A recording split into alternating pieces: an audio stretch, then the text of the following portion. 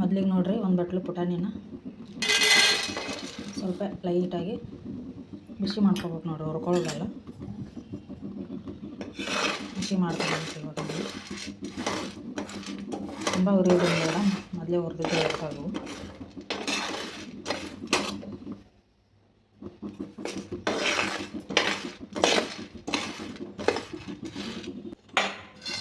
ಇವಾಗ ನೋಡಿರಿ 2 ಗಡ್ಡೆ ಬೆಳ್ಳುಳ್ಳಿ ಹಾಕ್ತೀನಿ ನೋಡಿರಿ, ಇನ್ನೂ ಚೆಂದಾಗ ಹುರ್ಕೊಳ್ಳೋಣ.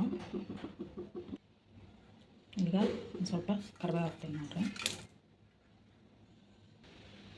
ಸ್ವಲ್ಪ ಕೊಬ್ಬರಿ ತುರಿದು ಇಟ್ಕೊಂಡಿದ್ದೆ ಅದನ್ನು ಹಾಕ್ತೀನಿ ನೋಡಿರಿ.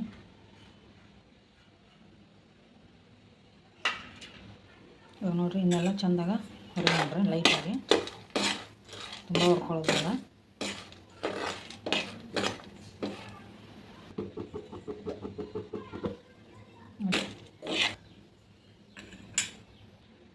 ಇವಾಗ ನೋಡಿರಿ ಸ್ವಲ್ಪ ಅರಿಶಿನ ಪುಡಿ ಹಾಕ್ತೀನಿ ನೋಡಿರಿ, ಸ್ವಲ್ಪ ಜೀರಿಗೆ ಹಾಕ್ತೀನಿ ನೋಡಿರಿ. ಇವಾಗ ಸ್ವಲ್ಪ ಎಣ್ಣೆ ಹಾಕ್ತೀನಿ ನೋಡಿರಿ, ಎಣ್ಣೆ ಹಾಕಿ ಹುರಿಬೇಕು, ಒಂದು ಸ್ವಲ್ಪ ಸಾಕು. ಇವಾಗ ಮತ್ತು ಲೈಟಾಗಿ ಹುರಿಯೋಣ್ರಿ ಅದು.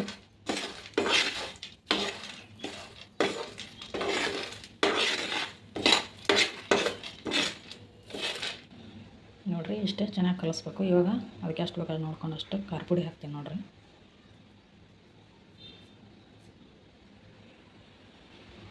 ಇವಾಗ ಮತ್ತು ಇನ್ನೂ ಸ್ವಲ್ಪ ಎಣ್ಣೆ ಹಾಕ್ಕೊಂಡು ಕೈಯಾಡಿಸ್ಬೇಕು ನೋಡಿರಿ. ಎಣ್ಣೆ ಹಾಕಿದ್ದೀನಿ ಮತ್ತು ನೋಡಿರಿ ಸ್ವಲ್ಪ ಲೈಟಾಗಿ ಬಿಸಿ ಮಾಡ್ಕೋಬೇಕು.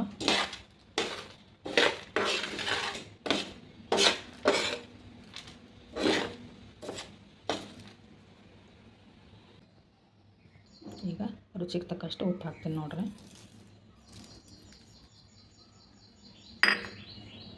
ಮತ್ತು ಈ ಪುಟಾಣಿ ಚಟ್ನಿಗೆ ನೋಡಿರಿ ಸ್ವಲ್ಪ ಸಕ್ಕರೆ ಹಾಕ್ಬೇಕು ನೋಡಿರಿ, ಸ್ವಲ್ಪ ಹಾಕಿ ನೋಡಿರಿ. ಈಗ ನೋಡಿರಿ ಇದೆಲ್ಲ ರೆಡಿ ಆಗೈತಿ. ಇದನ್ನು ಮಿಕ್ಸಿಗೆ ಹಾಕೊಂಡು ನೋಡಿರಿ, ನೋಡಿಷ್ಟು ಈಗ ನೋಡಿರಿ ಎಲ್ಲ ಜಾರಿಗೆ ಹಾಕ್ಕೊಂಡೆ ನಾನು. ಇವಾಗ ಇದನ್ನು ಮಿಕ್ಸಿ ಮಾಡ್ತೀನಿ ನೋಡಿರಿ. ಇವಾಗ ನಾನು ಈಗ ನೋಡಿರಿ ಪುಟಾಣಿ ಚಟ್ನಿಗೆ ಒಗ್ಗರಣೆ ಹಾಕ್ತೀನಿ. ಅದಕ್ಕೆ ಒಂದು ಸ್ವಲ್ಪ ಎಣ್ಣೆ ಹಾಕ್ಕೊತೀನಿ ನೋಡಿರಿ, ಸ್ವಲ್ಪ ಸಾಸಿವೆ ಮತ್ತು ಜೀರಿಗೆ.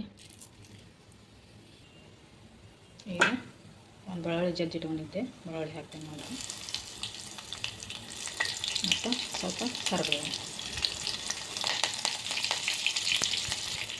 ಚಟ್ನಿಗೆ ಹಾಕ್ಕೊಳ್ಳೋಣ, ಬಂದ್ ಮಾಡ್ತೀನಿ ನೋಡಿರಿ ಗ್ಯಾಸ್.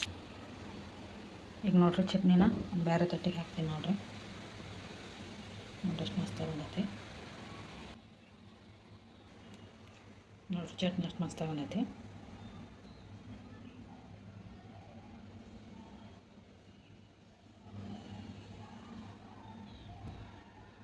ಒಗ್ಗರಣೆ ಮಾಡಿಟ್ಕೊಂಡಿದ್ವಲ್ಲ ಅದನ್ನು ಇದಕ್ಕೆ ಕಲ್ಸೋಣ ನೋಡಿರಿ, ಹಾಕ್ತೀನಿ ನೋಡಿರಿ. ಇವಾಗ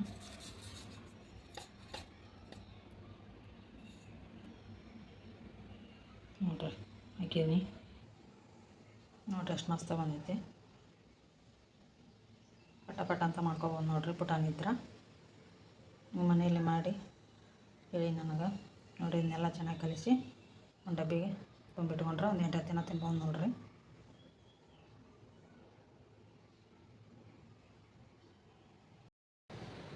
ನೋಡಿರಿ ಈಗ ಅನ್ನದ ಜೊತೆಗೆ ಹಾಕ್ತೀನಿ ನೋಡಿರಿ ಪುಟಾಣಿ ಚಟ್ನಿನ,